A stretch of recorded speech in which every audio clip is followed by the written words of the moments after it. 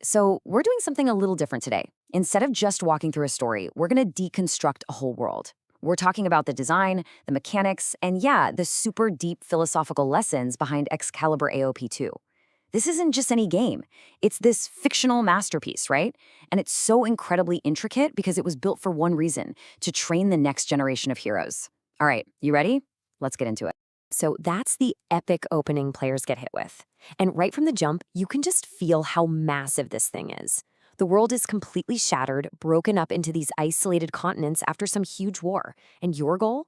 It's not just about winning a few fights. No. It's about rebuilding civilization from the ground up, rediscovering all this lost knowledge, and literally reconnecting the entire world. But here's where it gets really interesting. This is the big twist. Excalibur AOP 2, it's not a game you can just go out and buy. It's actually a custom-built training program. And get this, it was made by the main character's parents, who are these super powerful beings called Dreamweavers, for a very specific reason. It's basically a school, but it's disguised as a game. And the whole point is to push their superpowered kids to their absolute limits without, completely breaking them psychologically. All right, so imagine this. You've got these unbelievably powerful young heroes, these Dream Knights. They're total experts in combat. They log into this fancy new game for the first time, probably expecting something epic, right? Like, what's level 1 gonna be? A huge quest? Slaying a dragon? Nope. The game just drops them in as level 1 cavemen. Their health bar immediately starts ticking down, and the only tutorial they get is pretty much, good luck, figure it out. And that right there is just... It's a brilliant way to teach the game's first and maybe most important lesson. All that immense power they have in the real world, totally useless here. You literally can't punch your way out of starvation. So this first stage, it just forces this huge mental shift. It's like the game is screaming at them, forget everything you know about fighting, you need to learn the basics. How to find clean water, how to build a shelter, and, what you can eat without getting poisoned. So how do they solve this puzzle? Well, the game gives them their first tool. And it's not a key item like a magic sword, it's a key skill. It's called the Libra system. And what's so cool about this is how the mechanic itself teaches you how to think. You can't just randomly eat berries and hope for the best. No, you have to find an animal, use the Libra system to scan its genome, and see how similar it is to a human's. If it's a close match, then you can watch what that animal eats. That's how you figure out what's safe. It's all about observation, deduction, and really understanding the world around you. Okay, so once they figured out how not to starve, the real genius of the game's design starts to show itself. The players begin unlocking this whole series of connected skills, and they're all named after signs of the zodiac. Each one builds on the last, creating this incredibly deep and layered system of knowledge. Let's take a look at the first one and see how this all starts to fit together. So, you've gone from just surviving to gathering. What's next? Farming, of course. And that's where the Leo system comes in.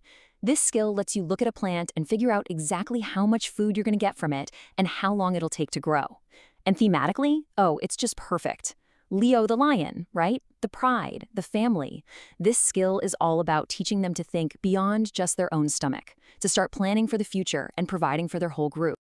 But of course, it's not that easy. Just throwing seeds in the ground isn't going to cut it.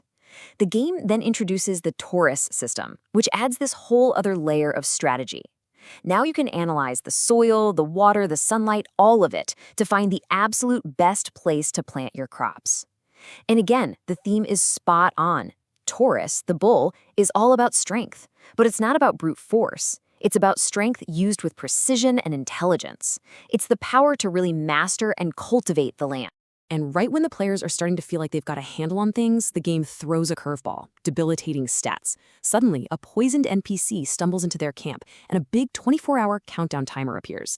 This is where the cancer system comes into play. It's a medical diagnostic tool. It tells you what's wrong, and, crucially, which resources, like certain foods, can slow down the poison. The symbolism here is the crab's shell. It's about defense, endurance. The lesson is huge. You can't always fix a problem right away. Sometimes the winning move is just buying yourself more time. But just treating the symptoms, that's not the end of the quest. Enter the Scorpio system. It takes the data from the cancer system and actually generates a map tracing that poison all the way back to the source, the creature that did the poisoning. And just like that, a medical crisis turns into a boss hunt. It's brilliant. Scorpio, the scorpion. It's all about tracking and striking at the root of the problem. And that's the lesson here, and it's a big one. Don't just put a band-aid on the problem. Go find its origin and deal with it for good. So when you step back and look at this whole progression, you see what's happening, right? Each zodiac skill isn't just a random power-up. It's a building block in a complete curriculum. You start with basic observation, then you move to foresight and strategy. Then the game throws complex problems at you, like medicine and endurance, and it all leads up to investigation and finding the root cause. It is honestly a masterclass in how to use game design to teach something meaningful. Okay, so the game is obviously teaching all these foundational skills. But why? Why all this focus on farming and surviving, especially when you're talking about characters who are basically gods? Well, to answer that question, we have to go deeper. We need to look past the game mechanics and get into the real lore of this world, the metaphysics of what it means to be a Dreamweaver. See, the players, they already know the first three abilities of a Dreamweaver. They can create anything from dreams, they can fight any nightmare, and they can even merge dreams with reality. I mean, we're talking about powers of incredible creation and destruction. But the whole point of this game, what their parents are trying to teach them, is the secret fourth ability. And it's the most important one of all, the power to connect the dreams of all humans. That's the real ultimate power. It's this idea that true strength isn't about how strong you are alone. It's about building connections and bringing people together. And this ties directly into the world's core conflict. In their universe, every element has two sides, a soul of virtue and a soul of evil. Think about it. You can use the wind to represent freedom, or you can use it for enslavement. Every single action, every use of their power is a choice between these two things. So the training, it's not really about learning to plant crops. It's about learning to choose hope over despair, to choose kindness over decay. The entire game is built to make them consciously choose to be good through their every action. So when you put all of this together, the hardcore survival stuff, the zodiac systems, the deep metaphysics, you finally start to see the real, true purpose of Xcalibur AOP 2. Here's the bottom line. The entire game is basically an engine designed to convert one kind of strength into a totally different, more important kind. It takes all their raw combat power and systematically proves, step by step, that it's just not as valuable as the mastery you get from knowledge, from strategy, from actually creating something. It's teaching them a profound lesson. You don't rebuild a broken world by being the strongest person in the room. You do it by being the wisest.